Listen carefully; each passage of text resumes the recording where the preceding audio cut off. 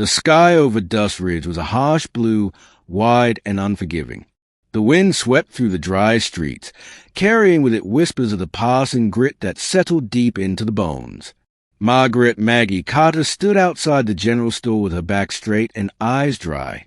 Her father had shut the door on her for the last time that morning. "You're no good to a family," he had spat, his voice gruff with disappointment. "A woman who can't give a man children ain't no use for you here." The words still echoed in her ears. It wasn't her fault. She had tried for 3 years with her husband, Caleb, before he'd taken up with a younger woman who gave him 2 boys in 2 years. After the divorce, her family, strict, proud folk, treated her as if she were cursed. And in a town like Dust Ridge, where a woman's worth was measured in how many sons she bore, Maggie was invisible. She didn't cry, not anymore. Her tears had dried up the day her mother told her to move into the old stable behind their house so the neighbors wouldn't see her shame. Now she was truly alone.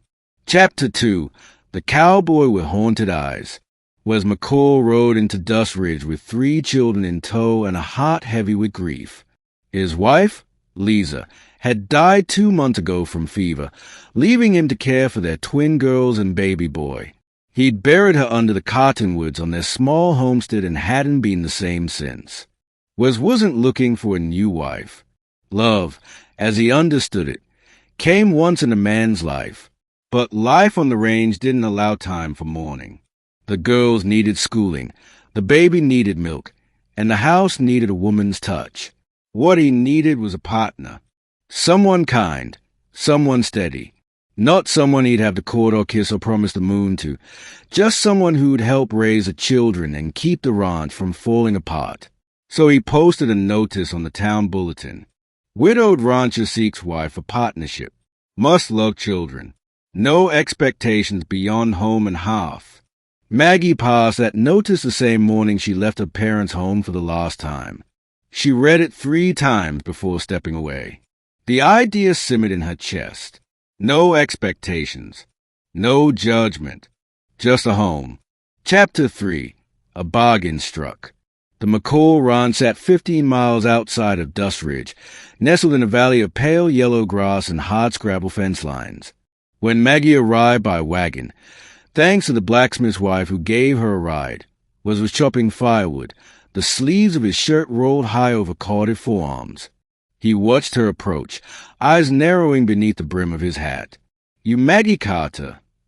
"Yes." "You saw the notice?" "I did." Silence stretched between them, long and tense. He wasn't a cruel man, just cautious. "You know what folks'll say," he finally said. "That I'm desperate. That you're broken." "I'm used to whispers," Maggie said, chin high. "I don't scare easy." Wes studied her. She wasn't pretty in the dainty way most men wanted, but there was a strength in her that reminded him of wild horses, scarred but proud. "I can't give you love," he said. "I'm not asking for it." Another long pause. Then he nodded once. "You start tomorrow." Chapter 4. Healing Wounds. The work was endless. Maggie rose before dawn to feed the baby, cook breakfast, braid the girls' hair, and help was repair the roof.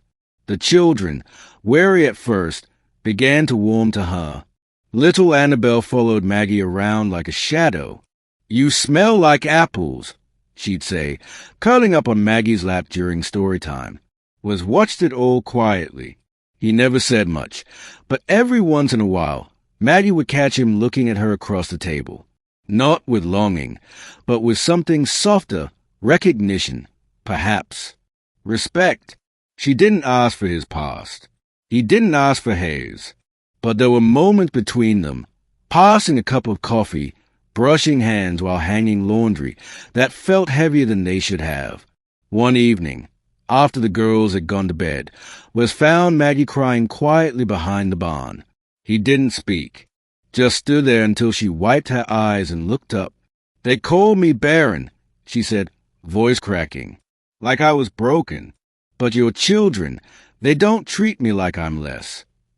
He knelt beside her, slow and solemn. "You're more," he said simply, "to them, and to me." Chapter 5. Storms and Guns. Peace never lasted long in Dust Ridge. A cattle gang, the Bleeding Spays, had been rustling herds for months. Wes had ridden with the sheriff to warn them off once, but now they'd come looking for him.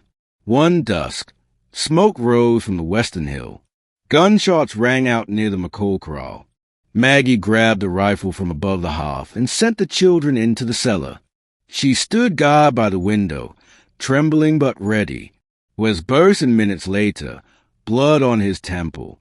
"They are burning the north fence," he rasped. "They want the land." Maggie didn't hesitate. "Then we defend it."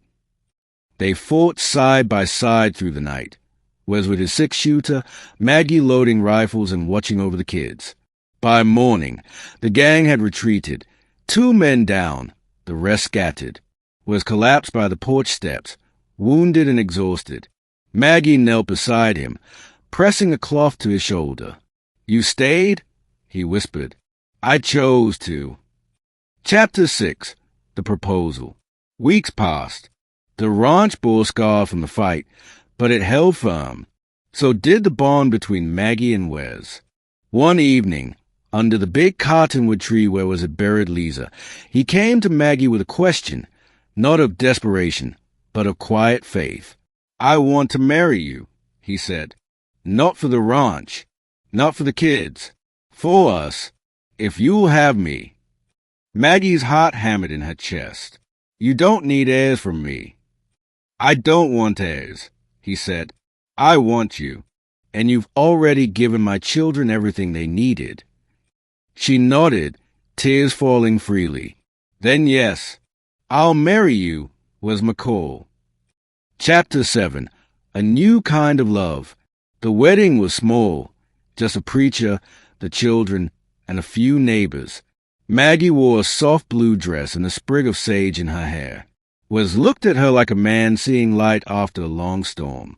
Later, Maggie tucked the children into bed and joined Wes on the porch, where the stars stretched wide and the cicadas sang low.